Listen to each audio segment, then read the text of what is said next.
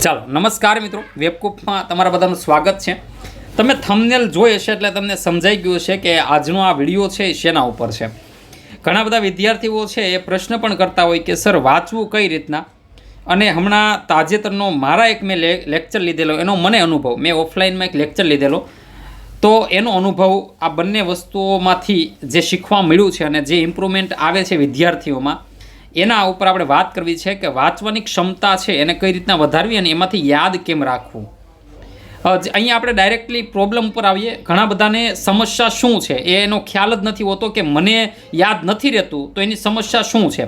આ સમસ્યા શોધવામાં આપણા વર્ષો નીકળે અને પરીક્ષામાં આપણે ફેલ થઈએ। તો હવે આપણે એ જોવાનું, આપણે પરીક્ષામાં કોઈ મેરિટમાં માર્ક નથી લાવી શકતા તો આપણે ક્યાંક ને ક્યાંક કોઈ ઇતિહાસમાં કોઈ પ્રશ્ન યાદ નથી આવ્યો, આપણને કન્ફ્યુઝન થઈ ગયેલું છે। બાકી બીજી આ બે સિવાય પરીક્ષામાં યાદ, પરીક્ષા છે બૌદ્ધિક ક્ષમતા ચકાસવાની વાત છે, તમારી સમજણ ચકાસવાની વાત છે। અહીંયા કોઈ તમારે બળ નથી બતાવવાનું કે એટલા માટે અહીંયા ટાર્ગેટ ક્યાં થશે તો કે યાદ શક્તિ ઉપર, તમે કેટલું સ્માર્ટ વર્ક કરો છો, તમને કેટલું યાદ રહે છે।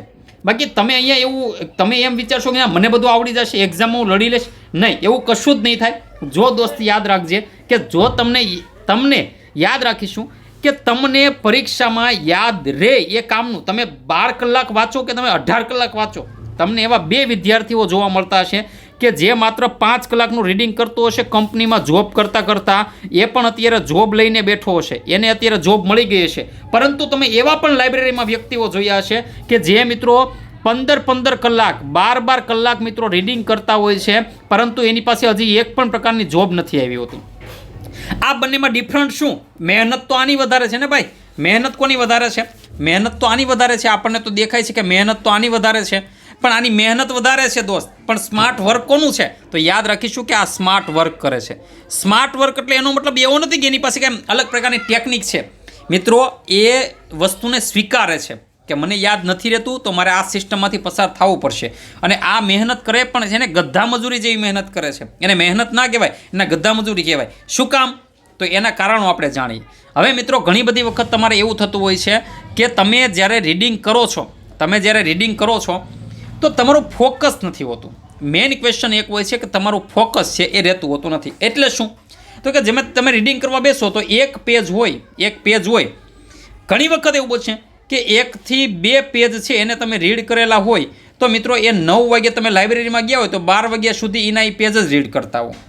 અને ઘણીવાર એવું બને કે આપણે 10 થી 12 પેજ આપણે વાંચેલા હોય પરંતુ તમને તમારો મિત્ર એમ પૂછે કે ચાલ તે આ ટોપિક વાંચ્યો ને, 10 થી 12 પેજ તે વાંચ્યા, આ ટોપિક વાંચ્યો તો તું મને આ ટોપિકમાં શું આવ્યું એ તું મને કહેતો, તમને ગેરંટી આપું મિત્રો તમે કન્ફ્યુઝ થતા હશો। તમે માનો કે તમે 10 થી 12 પેજ વાંચ્યા છે, માનો કે તમે સિંધુ ખીણની સભ્યતા છે એ તમે વાંચીને આવ્યા, સિંધુ ખીણની સભ્યતા છે એ તમે આખી વાંચી નાખી, પરંતુ તમને તમારો મિત્ર કે પરીક્ષામાં કોઈ મોક ટેસ્ટ કે પેપર તમે આપો છો તો તમને યાદ નહીં રહે કે સિંધુ ખીણની ધાર્મિક સ્થિતિ શું હતી।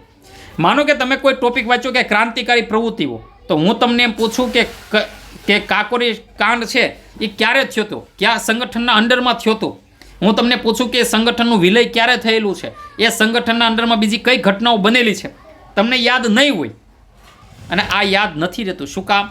કારણ કે મિત્રો તમારું ફોકસ રીડિંગમાં છે જ નહીં। અને આ વસ્તુને કારણે શું થાય તો કે મિત્રો આ વસ્તુના કારણે મિત્રો તમારી રીડિંગની સ્પીડ છે ને એ ઘટે, અને રીડિંગની સ્પીડ શું થાય મિત્રો તો કે ઘટે, અને રીડિંગની સ્પીડ ઘટે ને તો આપણે વિષયો પૂરા કરી શકીએ નહીં, અને ઇનડાયરેક્ટલી આપણે પરીક્ષામાં શું થઈએ તો કે ફેલ થઈએ। શું થઈએ? ફેલ થઈએ। તો ફોકસ શું કામ નથી રહેતો? તો કે એવું થાય કે ભાઈ ફોકસ રાખવામાં તમને એ મુદ્દો છે ને તમે વાંચતા હો છો પણ તમે શું વાંચો છો એ તમને ખ્યાલ નથી હોતો। શું કામ?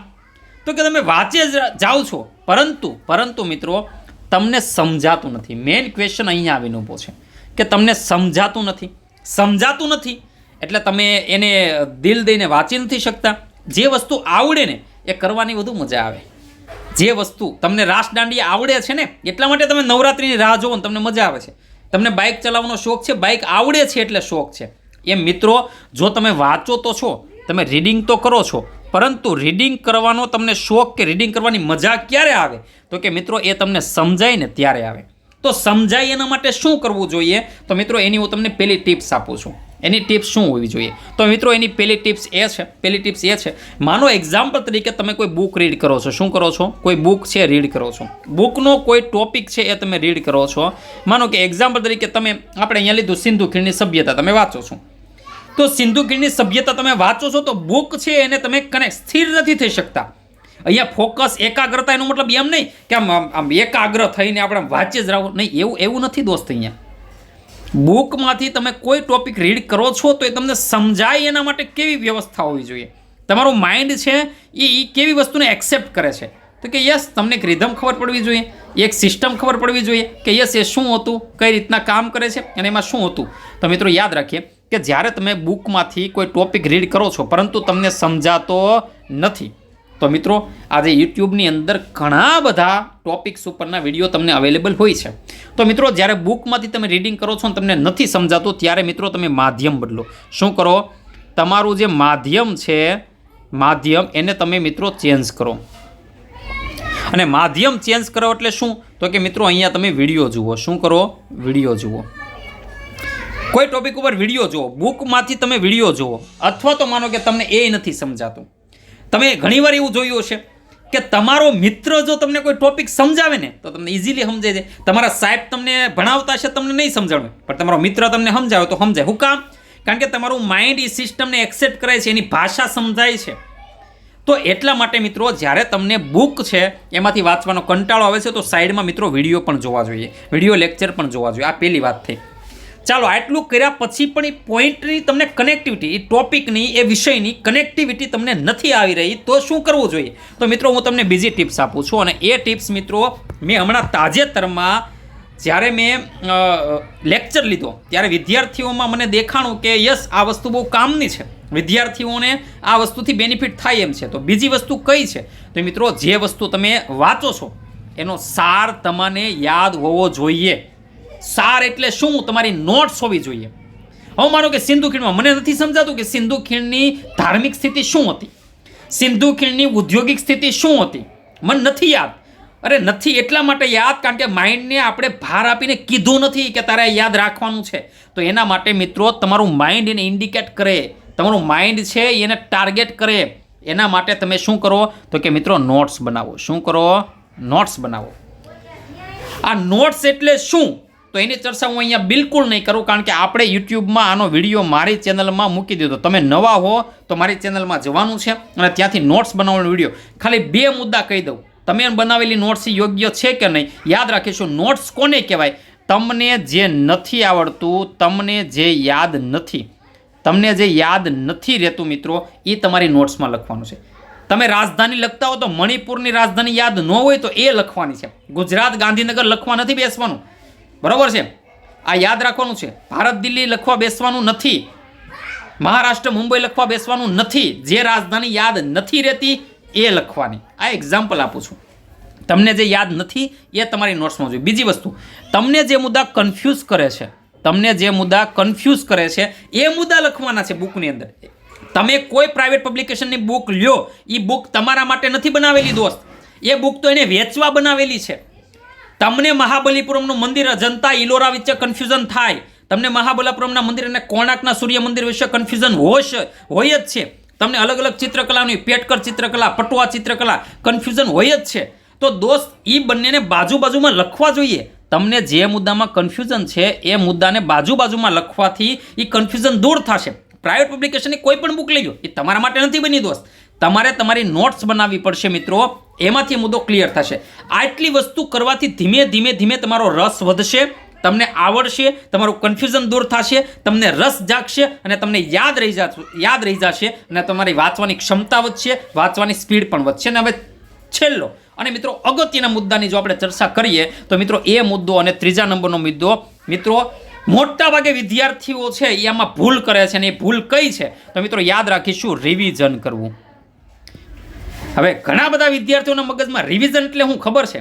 હવે માનો કે હું એક્ઝામ્પલ તરીકે આપણે બધા મિત્રો છીએ અને હું તમને એમ પૂછું, બોલતો સિંધુ ખીણમાં ધાર્મિક સભ્યતામાં શું આવે? બોલતો મુદ્રાઓમાં કયા પ્રાણીઓ હતા? હું એમ કહું બોલતો આપણને અગ્નિકુંડો કઈ જગ્યાએ મળે છે? એટલે તમને નહીં આવડે, તમારો ઈગો આઉટ થશે, મને આવડ્યું કેમ નહીં? એટલે તમે ફરી ક્યાં જશો? તમને અહીંયા કોઈ પ્રશ્ન પૂછો તો તમે ફરી જાશો ક્યાં? તો ફરી મિત્રો તમે ક્યાં જશો ખબર છે? ફરી તમે આવશો તો કે તમે જ્યાં બુક રીડ કરી હતી ત્યાં, એમાંય તમને નહીં મળે એટલે તમે મિત્રો જ્યાં વિડીયો જોયો તો ત્યાં આવશો. તો મિત્રો આ તો તમારો ટાઈમ વેસ્ટ થયો. મિત્રો રિવિઝન એનો મતલબ એમ નહીં ફરી ફરી વાંચવું. રિવિઝન એટલે ફરી ફરી વાંચવું એમ નહીં. રિવિઝન એટલે ફરી ફરીને વાંચવું. યાદ રાખીશું, રિવિઝન એટલે ફરી ફરીને વાંચવું નહીં. આ વસ્તુને હું નથી માનતો. ફરી ફરીને વાંચવું આને રિવિઝન ન કહેવાય. તમને એમ કોઈ કે રિવિઝન એટલે ઇતિહાસ એકવાર વાંચો ને બીજી વાર વાંચો એને રિવિઝન ના કહેવાય. દોસ્ત રિવિઝન કોને કહેવાય કહું? કે જે ખરા અર્થમાં એ ટાઈપથી થવું જોઈએ કે જે તમને યાદ રાખવામાં વધારે. રિવિઝન કરવાથી તમને યાદ રહે. શું થાય? રિવિઝન કરવાથી યાદ રહે. અને આ રિવિઝન કરવાથી વારંવાર કરવાથી આપણે યાદ રહે. આવું આપણે ક્યાં શીખ્યા છીએ? તમને એક એક્ઝામ્પલ આપું. તમે માનો કે ફિલ્મના સોંગ આવે છે, આજે તમને કોઈને આપણે સોંગ છે એને યાદ રાખવા પડે છે? નથી યાદ રાખવા પડતા. શું કામ? જે સોંગ રિલીઝ થાય, જે મૂવી રિલીઝ થાય છે તો એ સોંગ છે મિત્રો, એ સોંગને તમે સેમ પેટર્નની અંદર દરરોજ સાંભળો છો. સેમ સોંગ શરૂઆતથી અંત સુધીમાં દરરોજ સાંભળો છો. તમારું કાન વારંવાર સાંભળે છે. મિત્રો એના શબ્દો છે એ દર વખતે ફરી જાય છે. તો શબ્દો ફરતા નથી, શબ્દો સેમ ટુ સેમ છે. મિત્રો યાદ રાખીશું કે દર વખતે ઉપરથી શરૂ થઈને નીચે સુધી પૂરું થાય એટલે કે સેમ આવે છે. એવું બને કે તમે આજે મોબાઈલમાં સોંગ ચડાવ્યું તો એ અધવચ્ચેથી શરૂ થયું, પછી એકદમ ઊંધેથી શરૂ થાય, એક દી પાછું ઉપરથી શરૂ થશે. આવું થાય? આવું નહીં થાય. શું થશે? તો કે સેમ પેટર્નની અંદર હશે. કેવું હશે? તો કે પેટર્ન એની સેમ. જો તમને સમજાવવા માટે એની પેટર્ન સેમ હશે એટલે મિત્રો તમારું માઇન્ડ છે એને એક્સેપ્ટ કરશે. પણ મિત્રો આપણે શું કરીએ છીએ ખબર? દર વખતે રિવિઝન કરીએ. પણ રિવિઝન કેવું કરીએ? અલગ અલગ એટલે કેવી રીતના? તો કે આ વખતે મેં વાંચ્યું હતું તો મારા માઇન્ડને એમ કે ધાર્મિક સ્થિતિની અંદર એલામાં અગ્નિકુંડ છે એ જોવા મળે છે. ક્યાં ક્યાં જોવા મળે? તો કે ભાઈ લોથલમાં અને કાલીબંગનમાં. ઓકે, પછી બીજે ક્યાં જોવા મળે છે? હાલો ભાઈ બીજે ક્યાં જોવા નથી મળતા. કારણ કે તમે કન્ફ્યુઝ છો. શું કામ? તમે નોટ્સ તો બનાવી નથી. તો એમાં તમે કંઈ બીજું લખ્યું નથી. પછી તમે મહાબલીપુરમ અને કોણાર્કનું સૂર્ય મંદિર, તો મહાબલીપુરમ ક્યાં આવે? તો કે તમિલનાડુમાં આવે, આંધ્રપ્રદેશમાં આવે. કોણાર્કનું સૂર્ય મંદિર ક્યાં આવે? તો કે ભાઈ આપણે યાદ જ બનાવી જ નથી નોટ્સ, મને યાદ જ નથી. તો રિવિઝન કરવા શું કરશો? ઓકે ચાલો હું ફરીવાર વાંચી લઉં. તમિલનાડુમાં આવશે, નરસિંહવર્મન પહેલા દ્વારા બનાવવામાં આવેલું છે, એને સપ્ત પેગોડા કહેવાય છે અને પંચરથ કહેવાય છે. ઓકે, તમે રીડ કરશો. પરંતુ દર વખતે ભાઈ બીજી વાર જ્યારે રીડ કરશો તો રિવિઝન કરશો એટલે તમે શું વાંચશો? ઓકે, મહાબલીપુરમનું મંદિર છે, એમાં પંચરથ પણ આવેલા છે અને એને બ્લેક પેગોડા પણ કહેવાય છે. દર વખતે અલગ અલગ વાંચશો ને એટલે તમારો માઇન્ડ એને એક્સેપ્ટ નહીં કરે. પરંતુ મિત્રો તમે જે ટોપિક છે એને સેમ વાંચો. માનો કે તમે ટોપિકને અહીંયા લખ્યો છે, બરોબર છે? એક્ઝામ્પલ તરીકે હું તમને સમજાવું. માનો કે આપણે મહાબલીપુરમ ભણીએ છીએ. માનો કે મહાબલીપુરમના મંદિરો છે. આપણે બે, ચલો મારે તમને ભણાવી જ દેવો છે આજે ટોપિક. માનો કે અહીંયા આપણે છે મહાબલીપુરમના મંદિર, બરોબર છે? મહાબલીપુરમનું મંદિર એક્ઝામ્પલ તરીકે. ચલો અહીંયા આપણે લખીએ મહાબલીપુરમનું મંદિર, બરોબર? અને અહીંયા લખીએ આપણે કોણાર્કનું સૂર્ય મંદિર. શું લખીએ? એક્ઝામ્પલ તરીકે કોણાર્કનું સૂર્ય મંદિર. હવે માનો આ બે મુદ્દાને તમે અલગ અલગ વાંચશો ને તો તમને નહીં સમજાય. પરંતુ માનો તમે વિચારો કે ભાઈ આ ક્યાં આવ્યું? તો કે ભાઈ ઓડિશાની અંદર આવેલું છે. આ ક્યાં આવેલું? તો કે તમિલનાડુની અંદર આવેલું છે. આ કોણે બનાવ્યું છે? તો કે ભાઈ નરસિંહવર્મન દ્વારા જ બનાવવામાં આવેલું છે. આ તો કે ભાઈ પલ્લવ વંશના નરસિંહવર્મન દ્વારા બનાવવામાં આવેલું છે. આને કેવું કહેવાય? તો કે બ્લેક પેગોડા કહેવાય. આને કેવું કહેવાય? તો કે સપ્ત પેગોડા કહેવાય છે, બરોબર છે? આને યુનેસ્કોમાં તો કે 1984માં મળેલું છે. આને યુનેસ્કોમાં તો કે 1984માં મળેલું છે. આની અંદર તો કે ભાઈ 7 સૂર્ય ભગવાન અને 7 ઘોડાવાળો રથ આવેલો છે. આની અંદર તો કે પંચરથ આવેલા છે. હવે તમે બીજી વાર વાંચો તો માનો તમારી પાસે નોટ્સ બનાવેલી નથી તો તમે કેમ વાંચશો? કોણાર્કનું સૂર્ય મંદિર 1984માં યુનેસ્કોમાં હતું. તમે જે જરૂર પડી એ વાંચશો, એમ નહીં. સેમ પેટર્નમાં આને કહેવાય સેમ પેટર્ન. તમે ગમે ત્યારે વાંચો. તમે મિત્રો આ મેં અત્યારે લખાયું ને, સેમ પેટર્નમાં વાંચો. કોણાર્કનું સૂર્ય મંદિર, મહાબલી, બેન હારે બોલો તો ઓડિશામાં છે, તમિલનાડુમાં છે. આ નરસિંહવર્મને બનાવ્યું છે. નરસિંહવર્મન પહેલાં પલ્લવવાળાએ બનાવેલું છે. અને બ્લેક પેગોડા અને સપ્ત પેગોડા આ 1984માં, આ 1984માં. અહીંયા 7 ઘોડા છે, અહીંયા પંચરથ છે. સેમ, પૂરું થઈ ગયું. તમારા માઇન્ડને એકને એક વસ્તુ, સેમ પેટર્ન, સેમ થિંગ દરેક વખતે એક સરખી દેખાય એટલે મિત્રોને યાદ રાખવું જ પડે. મેં કરેલો અનુભવ તમને શેર કરું.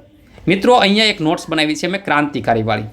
હવે તમે દર વખતે ક્રાંતિકારીઓની ઘટના કે કોઈ મુદ્દો તમે રીડ કરશો તો તમારું માઇન્ડ એને દર વખતે નવી નવી પેટર્નમાં જોશે, નવી નવી મેથડથી તમે એને યાદ રાખવાની ટ્રાય કરશો. તમને શોર્ટ ટ્રીક શું કામ યાદ રહી છે? કારણ કે તમે સેમ વસ્તુમાં એને વાંચી છે એટલા માટે મિત્રો તમે કોઈ પણ વસ્તુ બનાવો તો હવે માનો હું ગમે એટલી વાર ક્રાંતિકારીનું બીજું ચરણ વાંચું તો એને સેમ પેટર્નમાં જ વાંચું. શું તો કે શરૂઆત તો કે 1922માં INC અધિવેશનમાં રામપ્રસાદ બિસ્મિલે વિરોધ કર્યો એટલા માટે HREની સ્થાપના થશે. એના અંડરમાં તો કે ભાઈ કાકોરી કાંડ થયો. ત્યાર પછી શું થયું તો કે નોજવાન સભામાં, કારણ કે બધા વિખાઈ ગયા, નોજવાન સભાએ શું કર્યું તો કે ભાઈ એ વિલય થઈ ગઈ, તો કે ભાઈ એના જગ્યાએ HSRA બન્યું. એણે શું કર્યું તો કે એને અંડરમાં 2 ઘટનાઓ બની, JP સોંડરસન હત્યા અને કેન્દ્રીય વિધાનસભામાં બોમ્બ, અને બંનેને મિક્સ કર્યા અને લાહોર ષડયંત્ર બન્યું. મિત્રો જે રિધમમાં જે લિરિક્સમાં હું બોલું છું એ જ રિધમમાં હું વારંવાર બોલીશ તો મારું માઇન્ડ એને એક્સેપ્ટ કરી લેશે. ફરી આપણે એકવાર ટ્રાય કરીએ કે 1922માં INC અધિવેશનમાં રામપ્રસાદ બિસ્મિલે વિરોધ કર્યો, HREની સ્થાપના થઈ, એના અંડરમાં કાકોરી કાંડ થયો, એમાં બધા વિખાઈ ગયા અને એના કારણે નોજવાન સભા છે અલગ ભગતસિંહ બનાવી. ત્યારબાદ એ 1988માં વિલય થયો. એમાંથી શું બન્યું તો કે HRAમાંથી HSRA બન્યું. HSRAના અંડરમાં કઈ ઘટનાઓ તો કે JP સોંડરસન અને કેન્દ્રીય વિધાનસભાની ઘટનાઓ. એના પછી 2 કેસને મિક્સ કરીને લાહોર ષડયંત્ર કેસ બનાવ્યો. કેટલી વાર લાગી? કોઈ પણ નોટ્સને તમે મિત્રો જો આ રીતના બનાવેલી હોય અને મિત્રો એ ટોપિક કોઈ પણ વિષય કોઈ પણ ટોપિક ગમે એટલી બુકો ભેગી કરી લ્યો દોસ્ત, મિત્રો જો તમે સેમ પેટર્નમાં એને વાંચશો તો મિત્રો યાદ રાખો કે જે ટોપિક છે મિત્રો, માનો કે પહેલાં એ ટોપિકને વાંચવામાં તમારે 1 કલાક થઈ હતી, મિત્રો બીજી વાર વાંચશો એટલે એનો ટોપિક છે તમારે 30 મિનિટમાં પતી જશે. કેટલીમાં? 30 મિનિટમાં. અને ત્યારબાદ મિત્રો છેલ્લે રિવિઝન કોને કહેવાય ખબર છે? રિવિઝન એ સેમ પેટર્નની વસ્તુઓ વારંવાર તમે જ્યારે એને મગજની સામે લાવો છો, વારંવાર એને બોલો છો, સેમ પેટર્નમાં બોલો છો, સેમ પેટર્નમાં વાંચો છો તો મિત્રો રિવિઝન છે ને એ માત્ર મિત્રો 5 મિનિટમાં થાય. કેટલી મિનિટમાં થાય? 5 મિનિટમાં. જે 1 કલાકનો મુદ્દો છે એ તમારો 5 મિનિટમાં પતે અને એ તમને યાદ પણ રહેશે. તો મિત્રો આવી રીતના મેં ઇતિહાસમાં જ્યારે મેં મારો મેગા લેક્ચર હતો અને મેં જ્યારે વિદ્યાર્થીઓને હું બોલાવડાવું, જેમ હું બોલું છું એવી રીતના હું એને બોલાવડાવું કે ચાલો HRAની સ્થાપના, એના અંડરમાં 2 પ્રવૃત્તિ, તો વિદ્યાર્થીઓ બોલે JP સોંડરસન હત્યા, કેન્દ્રીય વિધાનસભા બોમ્બ, આ બધા કેસોને મિક્સ કર્યો અને કયો કેસ બનાવ્યો તો કે લાહોર ષડયંત્ર કેસ. મિત્રો આપણે જ્યારે સ્કૂલમાં હતા આપણને શિક્ષકો આવી રીતના શું કરતા તો કે સમજાવતા હતા, પણ એ સમજાવવાની પેટર્ન કેવી હતી? રિવિઝન ટાઈપની, સેમ પેટર્નમાં સેમ વસ્તુ બોલવી એટલે કે તમને યાદ રહેશે. તો મિત્રો મારો કહેવાનો મતલબ એ છે કે તમે જો નોટ્સ બનાવીએ છે તો નોટ્સ છે મિત્રો એ જ વસ્તુ. રિવિઝન એટલે શું? ફરીને વાંચવું એમ નહીં, પરંતુ સેમ પેટર્નમાં યાદ રાખીશું. રિવિઝન એટલે શું તો કે સેમ પેટર્નમાં વાંચવું. યાદ રાખીશું સેમ પેટર્ન છે મિત્રો, એમાં વારંવાર વાંચવું, એક સરખું વાંચવું, એક સરખું દેખાય એવું વાંચવું. અને એક સરખું દેખાય એવું તમે ક્યારે વાંચી શકો તો કે દોસ્ત તમે જ્યારે તમારી નોટ્સ બનાવી હોય ત્યારે વાંચી શકો. આમાં આ વિડીયોમાં આપણે એવા તમામ લોકોને અપવાદ કરીએ છીએ કે જે સ્વામી વિવેકાનંદ જેવા હોય છે. ઘણા બધા લોકો તમને એવા મળશે, હું એવું નથી કહેતો કે તમામ લોકોને લાગુ પડે, પણ મિત્રો યાદ રાખો કે આખો પ્રવાહ હોય એ સેમ સિસ્ટમમાંથી પસાર થઈ અને પાસ ત્યારે થતો હોય છે જ્યારે સેમ વસ્તુને અપનાવે છે. તો મિત્રો એક સિસ્ટમ હોય છે, બાકી અપવાદ તો દરેક વસ્તુમાં પૃથ્વી ઉપર હોય જ છે. તો ઘણા લોકોને એમ થાય કે ના સાહેબ આવું બધું કરવાની કોઈ જરૂર નથી, પણ યાદ રાખો કે આવું કરવાની જરૂર નથી તો બધા પાસ થતા પણ નથી. શું કામ? કારણ કે આપણે એવા જ ઈગોમાં રહીએ ને આપણે એવા જ એટીટ્યુડમાં રહેતો કે ના આવું બધું તો મારે કંઈ કરવાની જરૂર નથી, મને આવડી જશે. પણ દોસ્ત બધામાં એવું થતું હોતું નથી. હું જ્યારે 11-12 સાયન્સમાં તો મારા સર એવું આમાં કંઈ હું નોટ્સ ન બનાવતો કે મેં બુક ના લખતા હોય ને તો ક્લાસમાં સ્વામી વિવેકાનંદનો ફોટો, એટલે સાહેબ એવું કહેતા કે કેમ સ્વામી વિવેકાનંદનો ફોટો જોઈ ગયો છો? સાહેબ એવું કહેતા દુનિયામાં એક જ સ્વામી વિવેકાનંદ પેદા થયા છે. બાકી યાદ રાખવું છે તો મહેનત કરવી પડશે, નોટ્સ બનાવવી પડશે અને રિવિઝન કરવું પડશે.